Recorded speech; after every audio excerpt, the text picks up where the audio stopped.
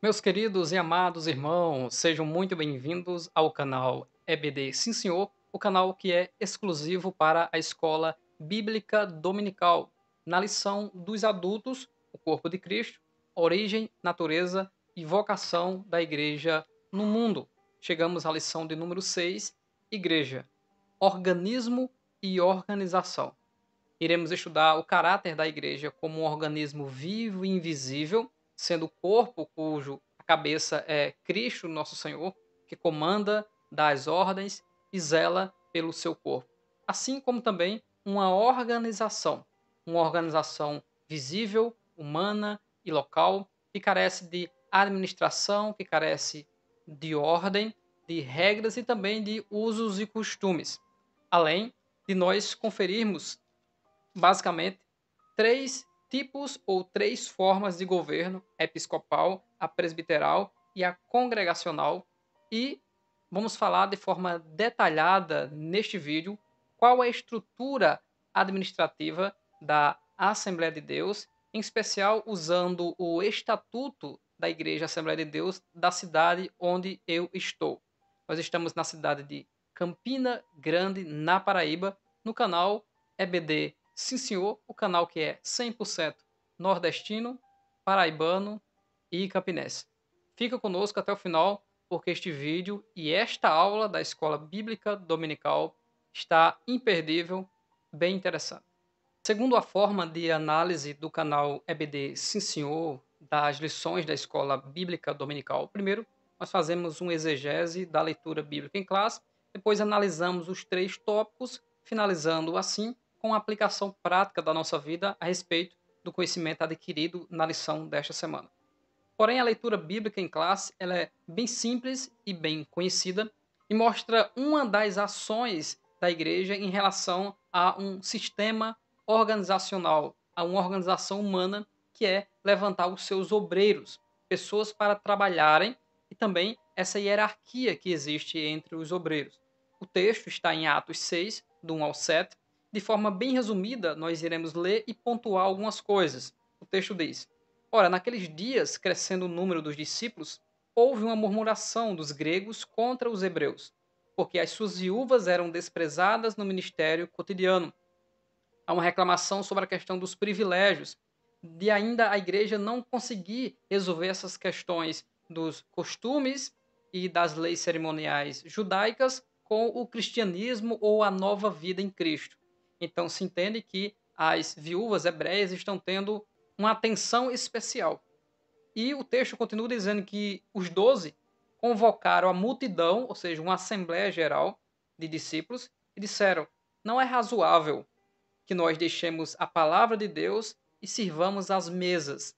Quando ele fala as mesas, está falando sobre as necessidades materiais e físicas, as necessidades das pessoas, o que elas estão precisando, ou seja, a obra social, que é uma função da igreja.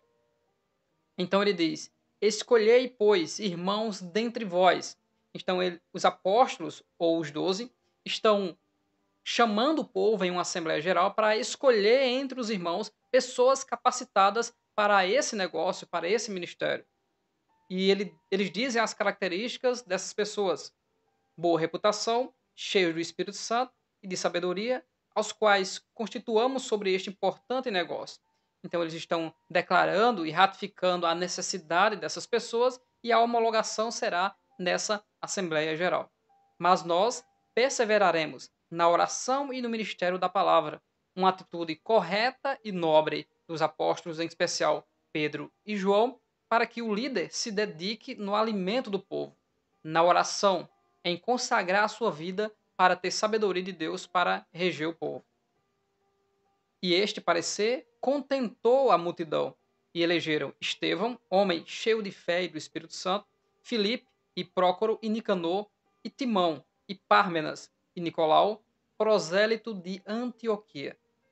E os apresentaram ante os apóstolos, e estes, orando, lhes impuseram as mãos. Veja que interessante. O povo levantou essa liderança, esses homens para trabalhar nessa obra e trouxeram aos apóstolos e eles lhe impuseram as mãos. Os apóstolos determinaram, baseado na doutrina e na ética, como deveriam ser esses homens. E o povo escolheu.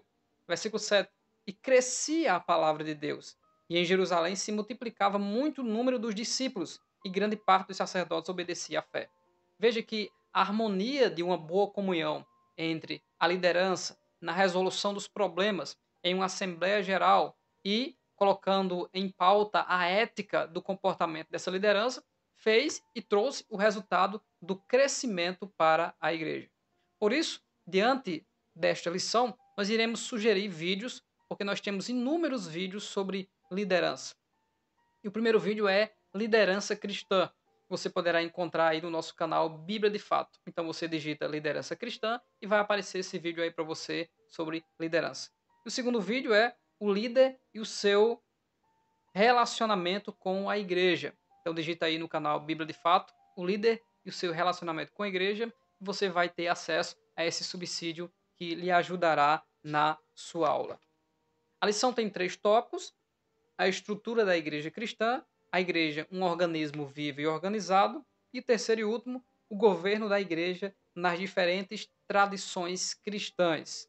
Então ele inicia a lição basicamente mostrando o caráter existente na igreja e que deve ser considerado para uma moderação, que é o caráter invisível, sobrenatural, que é o conjunto místico do corpo de Cristo, dos crentes que pela fé creem no sacrifício de Cristo, que estão espalhados por toda a face da terra. Este corpo místico tem o cabeça, tem aquele líder soberano e espiritual que está nos céus, que é Jesus Cristo, mas que também ele nos concedeu o seu Espírito para que ele estivesse conosco todos os dias até a consumação dos séculos. Porém, esta igreja ela precisa ser administrada. Para que ela fosse administrada de forma natural, segundo as necessidades do texto que foi agora analisado, vão surgindo aqueles que se destacam pelo seu comportamento e principalmente pelo dom que recebeu de Deus para o serviço da igreja. A Bíblia Sagrada mostra inúmeros dons, dentre eles o que preside, aquele que governa, e dá o conselho à Bíblia que faça isso com cuidado. Os que exercitam misericórdia, os que têm os dons sobrenaturais e os líderes que têm os dons chamados de dons ministeriais que o Senhor deu a uns e não são a todos, segundo Efésios capítulo 4 e versículo 11. Um organismo é simplesmente um corpo que está vivo e exerce todas as suas funções, porque os seus órgãos estão em plena atividade física. E essa estrutura física, que é um organismo vivo, está saudável porque cada parte do corpo, ou seja, cada órgão, produz aquilo que o corpo necessita no devido tempo, sem nenhuma anomalia, sem nenhuma enfermidade, sem nenhuma doença. Assim é a igreja, uma linguagem metafórica para mostrar que se cada um membro da igreja do Senhor ou membro deste corpo exercer a sua função, a igreja, para a glória do Senhor, vai no seu aumento em todos os sentidos. O aumento na comunhão espiritual, o aumento na quantidade de membros, o aumento da sabedoria desses membros para viver para a glória e honra do nosso Senhor e Salvador Jesus Cristo. Falar da igreja como membro de um corpo mostra a interdependência que nós temos por causa dos dons espirituais. Paulo diz: quando vos ajuntais, um tem salmo, um tem doutrina, um tem cântico espiritual, faça-se tudo para a edificação. Nós necessitamos um dos outros. Precisamos daquele que tem um dom na palavra, daquele que tem a profecia espontânea a ser entregue, daquele que governa, que preside, que exorta, daquele que evangeliza, daquele que elucida as questões espirituais e difíceis da igreja. Enfim, todos nós exercemos funções importantíssimas. O apóstolo Paulo deixou bem claro que até o menor membro ele tem honra igualmente para que todos estejam em uma unidade. Essa é a igreja viva do Senhor. E essa igreja é constituída de pessoas em locais determinados, em cidades, em comunidades, em zonas rurais, e necessita de organização, de administração, de ordem, de decência, de estrutura, de pessoas capacitadas espiritualmente, em primeiro lugar, mas também intelectualmente, se utilizando de suas profissões também para o benefício da igreja do Senhor.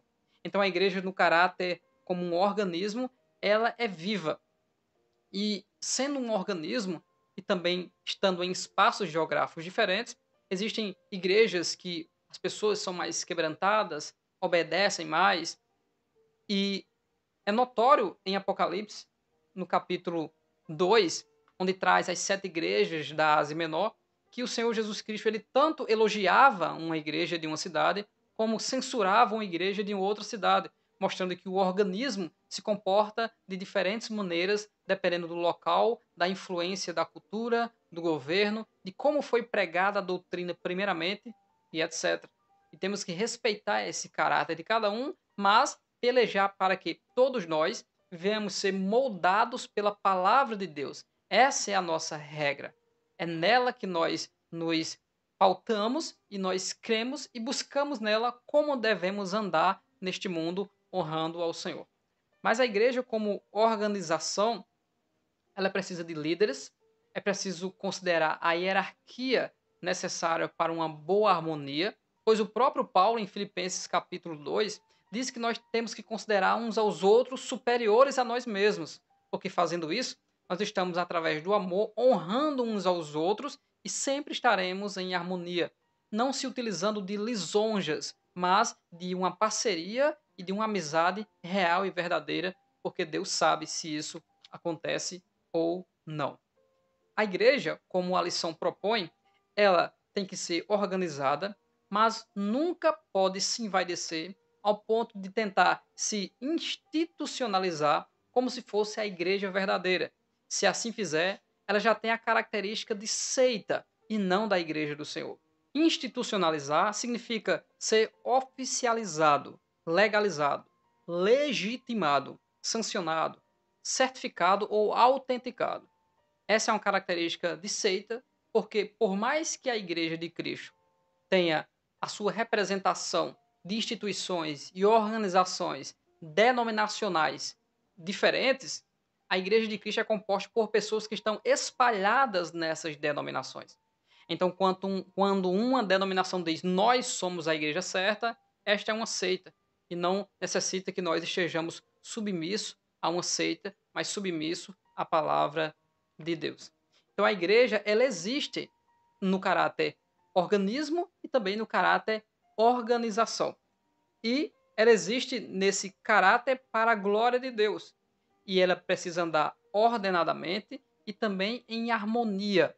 Quando os membros põem em prática essa harmonia, a igreja ela consegue cumprir o propósito do Senhor, que nós já estudamos em lições anteriores, que a igreja ela adora, ela prega, ela edifica e ela pratica a obra social. No segundo tópico, o comentarista continua falando sobre a organização deste organismo no sentido do caráter local, tomando versículos das Sagradas Escrituras, mostrando que a igreja tinha um local onde o Senhor Jesus Cristo pediu para que eles esperassem em Jerusalém, e eles adentraram na casa de João Marcos, sobrinho de Barnabé, e ficaram ali. 120 irmãos foram contemplados, visitados pela presença do Senhor Jesus Cristo através do Espírito, do Paráclito, que permaneceria com eles no ministério, distribuindo dons, consolando a igreja, ensinando eles a ensinar aos novos discípulos a guardar todas as coisas que Jesus havia ensinado. E essa igreja ela tinha local, essa igreja se reunia de forma frequente, essa igreja analisou os costumes do povo daquela época, determinando o que poderia ser feito e o que não poderia ser feito. Essa igreja tinha uma liturgia bem primitiva que consistia em orações, louvores e a exposição da palavra de Deus. Essa igreja tinha os horários de se reunir, porque mesmo no início eles ainda mantinham o costume de ir até ao templo judaico, mas isso foi gradativamente sendo substituído pelos locais onde os cristãos passaram a se reunir e, consequentemente, também foram perseguidos pelo Império Romano. Quando se chegava em uma caverna, e nessa caverna estivesse desenhado uma tilápia, um peixe tilápia, com alguém na boca, esse era o sinal de que ali estavam reunidos os cristãos, porque dentro da cultura da Galileia, quando se fala de peixe, eles lembram da tilápia, para fazer menção do sinal que Jesus Cristo deixou, que era o sinal do profeta Jonas, ou seja, que Jesus iria ressuscitar das profundezas, que foi o que aconteceu com o profeta Jonas. Ele se reuniu em cavernas, se reuniu também próximo de rios, se reuniu em lugares desertos e se reuniu em casa de irmãos. Então a igreja surgiu em reuniões em casas. Paulo pede para que este culto ele tenha ordem e decência em 1 Coríntios 14, 40. E esse culto com ordem e decência mostra simplesmente a preocupação do apóstolo Paulo a que os ouvintes, quer sejam crentes ou descrentes, entendam o que está sendo ministrado para a edificação do corpo de Cristo e não seja apenas uma reunião espontânea, onde todos ficam parados esperando o que o Espírito Santo vai fazer. Não. Já há a determinação de que eles louvem ao Senhor e que eles adorem a Deus e que a mensagem venha a ser exposta para a edificação do povo de Deus. Dentre os rituais, que são simplesmente cerimônias religiosas onde há elementos físicos e materiais, nós temos o batismo em águas e a ceia do Senhor. E podemos até incluir como um ritual a oração aos enfermos, onde se usa o óleo para ungir essas pessoas que padecem sofrimentos. Então, o batismo em água se usa o elemento água. A ceia do Senhor se usa o pão e se usa o vinho. E a oração aos enfermos se usa o azeite de oliva. Esses são basicamente os 3 rituais, sendo os 2, batismo e ceia, ordenanças do Senhor para que se cumpram como um crente sadio e que anda na presença de Deus. E a unção dos enfermos é simplesmente uma prática retirada da carta de Tiago à igreja, em que se ungia o enfermo. Se alguém estava triste, simplesmente cantava-se louvores, porque a alegria do Senhor é a nossa força. Mas se alguém está doente, ora por ele, ungindo com o óleo, e ser-lhe-á curado através da oração da fé. Veja que a igreja tem as suas organizações e nessas organizações a igreja tem a sua hierarquia. A igreja tem os pastores que presidem, os pastores auxiliares, um corpo muito grande de membros e o povo em geral, que todos fazem a obra do Senhor. Todos são testemunhas de Jesus Cristo e receberam o ID do Senhor nesta terra. O perigo em tudo isso, quando nós analisamos o caráter invisível e visível da igreja, são os extremos em achar que só teremos os benefícios espirituais se estivermos dentro do ambiente físico, como as expressões não tenha pressa de sair da presença de Deus ou quando eu cheguei aqui, meu Senhor já estava. Nós somos membros do corpo de Cristo não porque vamos a algum lugar, mas porque temos comunhão com o Senhor. E a necessidade de estarmos juntos para nos edificarmos, porque somos interdependentes por causa dos dons, é que nos faz se reunir para adorar e louvar o nome do Senhor enquanto o povo de Deus é edificado. O outro extremo seria, depois deste, de colocar o templo físico como de tão grande necessidade a ponto de perdermos a salvação se não participarmos de algum ritual ou de alguma reunião, que pode ser denominado de templolatria, a idolatria ao templo. Quando alguém adentra ao templo e diz: Senhor, cheguei na tua presença. Então, antes de chegar no templo, ele não estava na presença de Deus, trazendo assim referências bíblicas do Antigo Testamento, onde a presença de Deus, de forma literal, estava na arca e hoje ela vive dentro de cada um de nós. O outro extremo é desprezarmos completamente as reuniões e a comunhão com o povo de Deus e sermos aqueles que não congregam mais, cujas igrejas tradicionais os denominaram de desigrejados.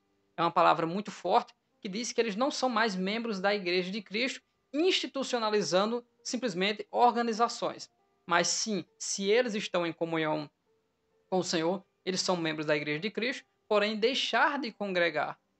E eles não deixam de ter contato, claro, com irmãos, mas deixar de congregar se dificulta muito a nossa caminhada, porque nós precisamos do calor da comunhão, da unidade entre irmãos.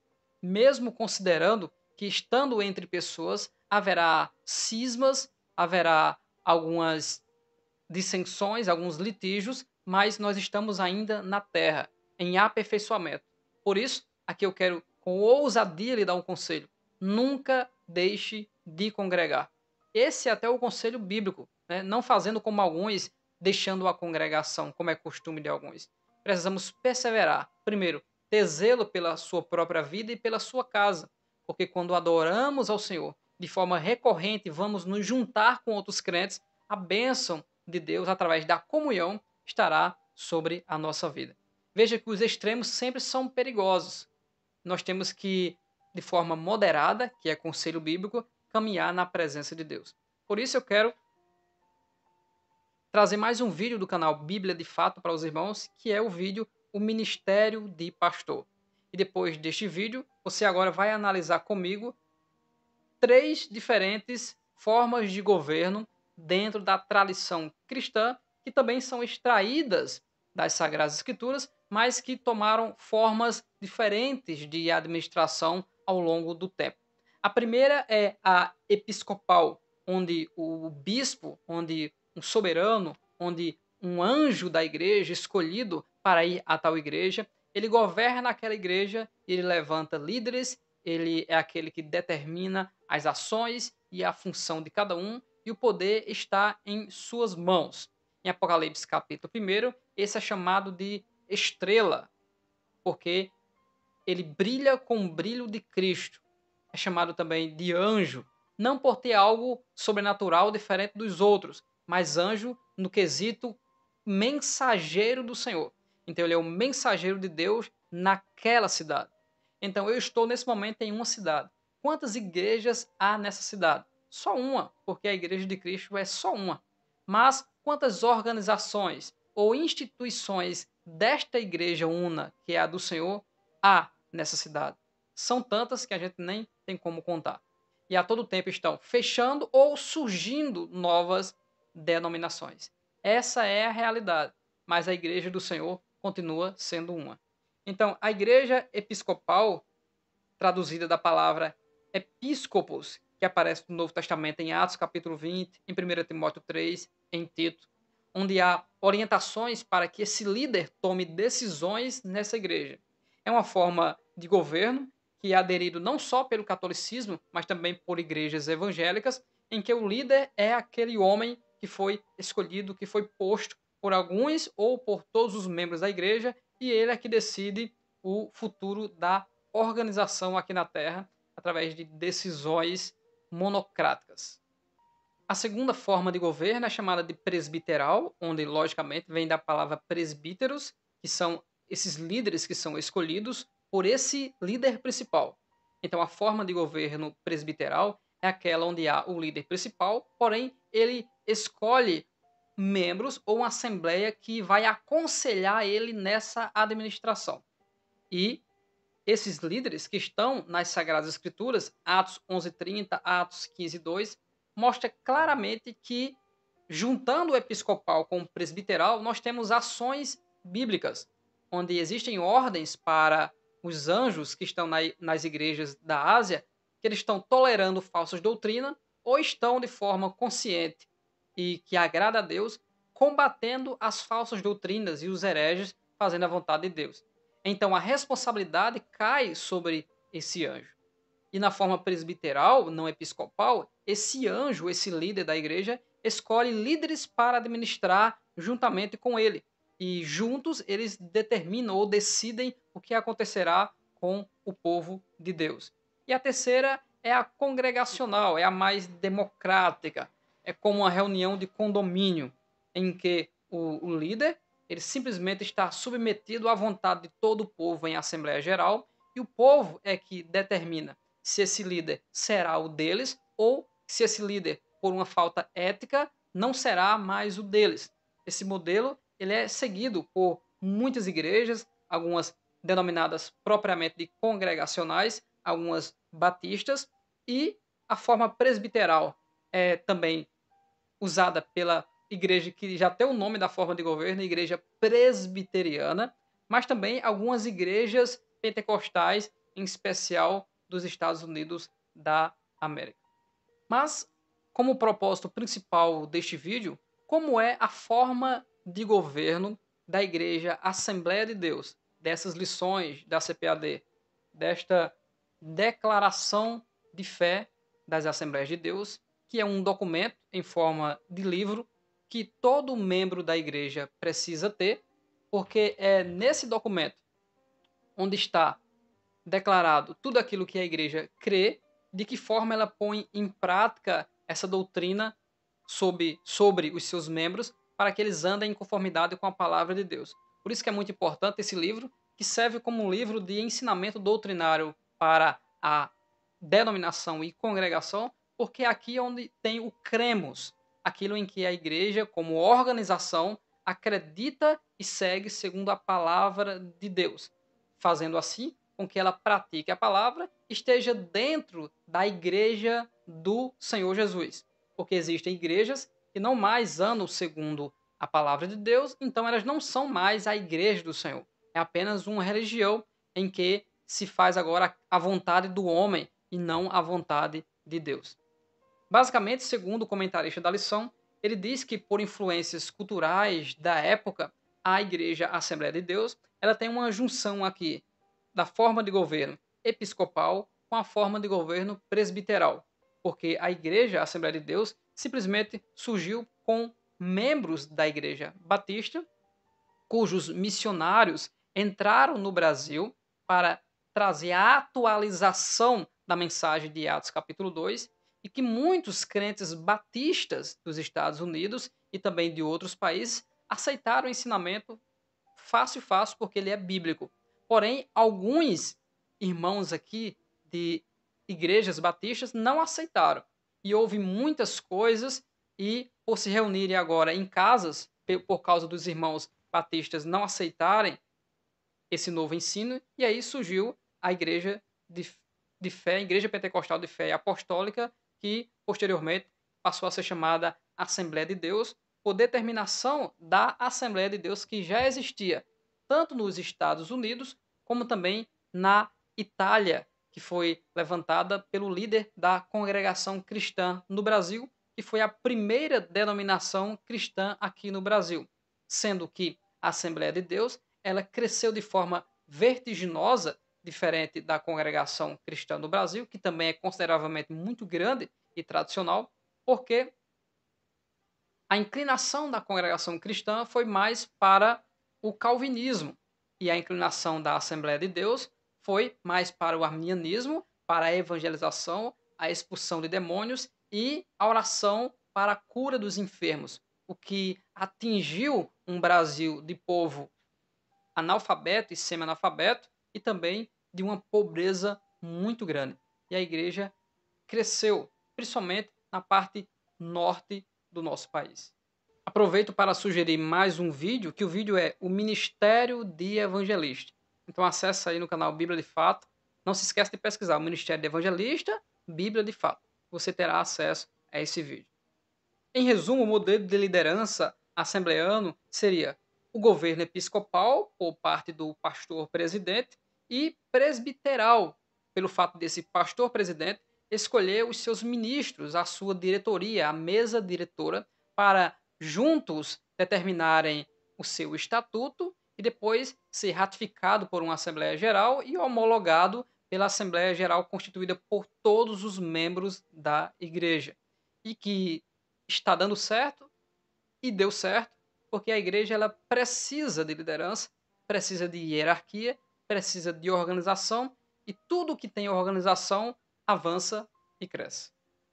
Nós agora iremos analisar a estrutura administrativa da Assembleia de Deus, se utilizando do Estatuto da Assembleia de Deus aqui na cidade, que é claro, está submisso ao Estatuto da CGADB, que é a Convenção Geral das Assembleias de Deus no Brasil, tendo como base a Declaração de Fé, que inclusive é assinada pelo próprio pastor dessa cidade em exercício na época em que a declaração de fé foi estabelecida. Mas, antes de entrarmos na estrutura administrativa, nós queremos ainda sugerir 2 vídeos do nosso canal principal, o canal Bíblia de Fato, que é o vídeo O Presbítero, Bispo ou Ancião, e o outro vídeo que é o Diaconato. Todos esses vídeos serão importantes para você, ministro do Senhor, para que você tenha um subsídio bíblico e conheça um pouco mais sobre a função de cada um dos ministérios. Amém? Que Deus abençoe a sua vida. Fica conosco aí, porque agora nós iremos analisar a estrutura administrativa da Igreja Assembleia de Deus aqui na cidade de Campina Grande, que, é claro, remonta também todas as igrejas Assembleia de Deus no país. Acredito que não há tantas diferenças administrativas quanto a Assembleia de Deus em todo o país. A igreja ela é constituída por uma diretoria e há um número de pessoas dentro dessa diretoria.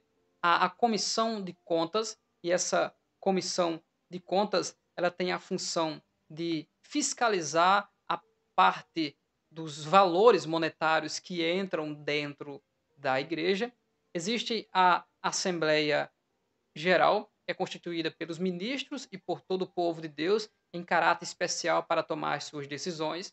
Existe o ministério, que é composto de pastores, evangelistas e presbíteros. Os diáconos estão dentro disso também, trabalhando para o crescimento da obra do Senhor.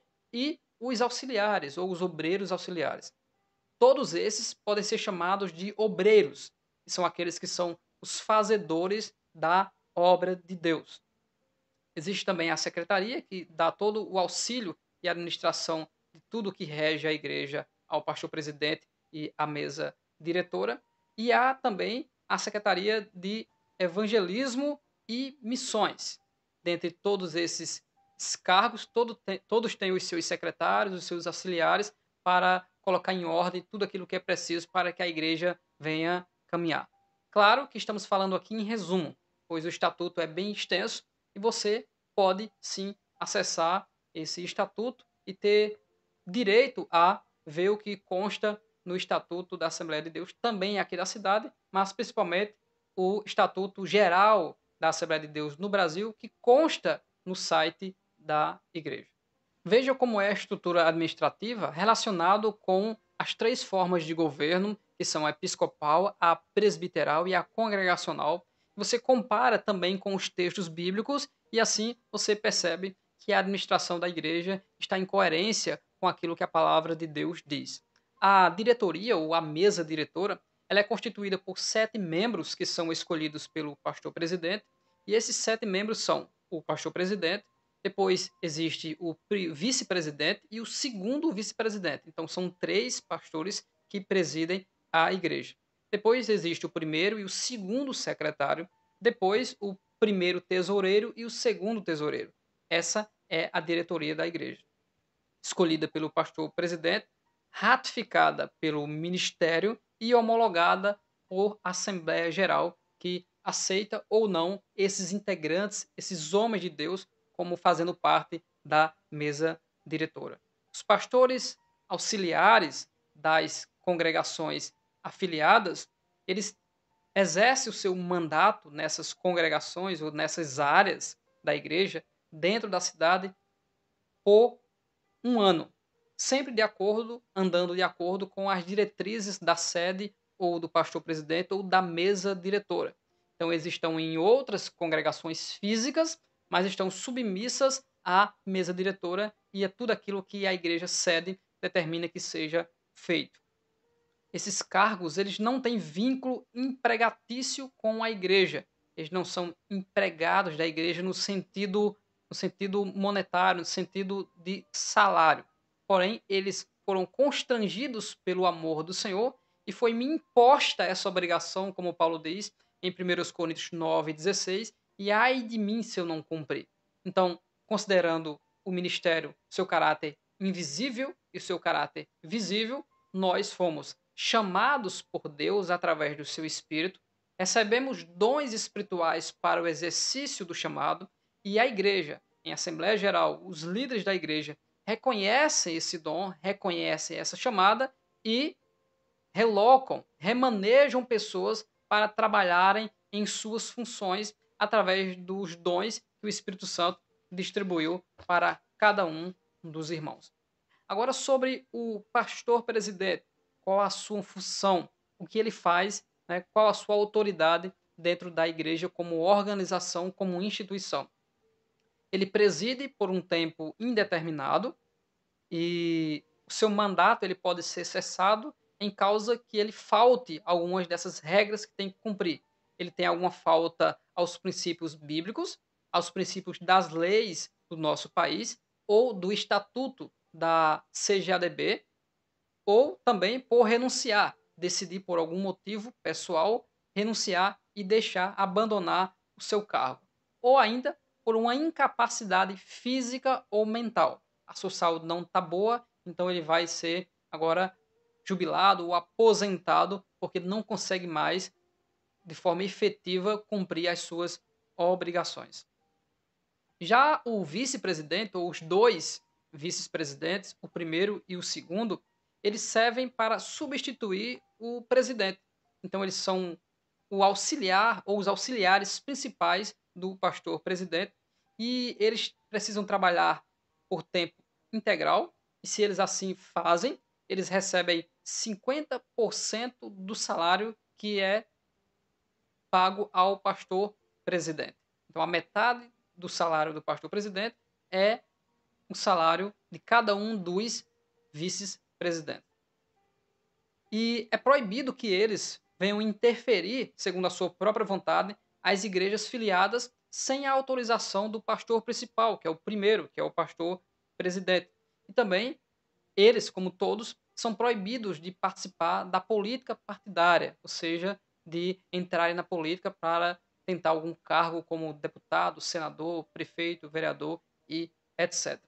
Existe também a Comissão de Contas, que é o órgão que fiscaliza a movimentação financeira da igreja. Basicamente, ela é constituída de 3 pessoas que fazem essa fiscalização de como está a administração da tesouraria, levando um balanço de todos os acontecimentos de 3 em 3 meses. A Assembleia Geral ela é constituída por todos os membros da igreja que estejam em boa comunhão, sem nenhuma falta aos princípios bíblicos e da igreja do Senhor. E o órgão máximo e soberano das decisões da igreja é a Assembleia Geral, ou seja, é o povo. Então o povo decide aceitar ou não, colocar, retirar, através, claro, de um voto, uma organização, tudo de forma harmoniosa e respeitosa entre os irmãos. Para resolver qualquer tipo de questão dentro da igreja, o povo ele precisa também ser acessado. E o ministério, como já falei, é constituído de pastores, evangelistas e presbíteros. Os diáconos, eles são separados, como o texto bíblico de Atos 6 diz, né? Separar, eles foram separados para essa função como um garçom que espera a ordem do líder para servir aqueles que estão necessitados, uma função muito nobre, cujo vídeo do canal Bíblia de Fato, de forma especial, fala com muito carinho dos diáconos. Já diferente dos diáconos, os presbíteros eles são consagrados, então são consagrados ao presbitério. E Paulo, em 1 Timóteo 3 e também Tito, fala muito sobre os presbíteros e a função deles e o pré-requisito desses homens de Deus. O evangelista é aquele que faz a missão local da igreja, levando a palavra, sendo o pregador, pregoeiro do evangelho para a salvação de almas, edificação, batismo e discipulado dessas almas e depois entrega ao líder principal da igreja, que é o pastor. Aquele que está dentro dos 5 ministérios, que é chamado de apóstolo, que nós o denominamos como missionários, que dá na mesma palavra, porque emissários, apóstolo, enviado, missionário. Esse missionário, ele não é o líder geral da igreja. O líder geral da igreja é o pastor. Esse missionário ele é enviado pelo pastor para cidades no estado, no Brasil ou até fora do Brasil em missões transculturais. Existem muitas outras coisas e cláusulas, mas poderia ficar cansativo aqui falar de estatuto. Essa é a maneira em que esse líder principal, esse episcopo, que no caso é o pastor, junto com a sua mesa diretora e também entrando em contato com toda a igreja, ou seja, a Assembleia Geral, administra a organização. E dentro dessa organização, a Igreja de Cristo está presente através daqueles que são fiéis e andam na presença do Senhor. Então aqui eu lhe pergunto: você faz parte da Igreja de Cristo como membro do Senhor? Então também faça parte de uma organização, de uma igreja que pregue e prime pela palavra de Deus, que honre a doutrina do Senhor e que as coisas humanas são humanas, mas as coisas espirituais são primazia, é prioridade, Deus e a sua palavra. Que Deus abençoe grandemente a sua vida. Muito obrigado por ter estado conosco nesse vídeo em resumo da lição de número 6, organismo e organização. Semana que vem estaremos aqui mais uma vez na lição de número 7, o ministério da igreja. Olha só, vamos falar sobre o ministério. Na lição 8, a disciplina da igreja. Depois entraremos em batismo, ser do Senhor, a questão do culto, da pregação e depois o poder da missão da igreja, finalizando esse trimestre. Mas ainda estamos na lição de número 6. Então tem muita coisa para nós estudarmos falando sobre o corpo de Cristo. Que lições gloriosas e maravilhosas são essas para nós conhecermos mais a igreja? Se você gostou desta lição e deste vídeo, não se esqueça de deixar o seu comentário, de ser inscrito no canal EBD Sim Senhor e de compartilhar os nossos vídeos. Faça isso para que o canal avance e mais pessoas possam conhecer o nosso trabalho também na Escola Bíblica Dominical. E não se esqueça de visitar o nosso canal principal e os vídeos sugeridos no canal Bíblia de Fato. Até a próxima, que Deus abençoe a sua vida em nome de Jesus.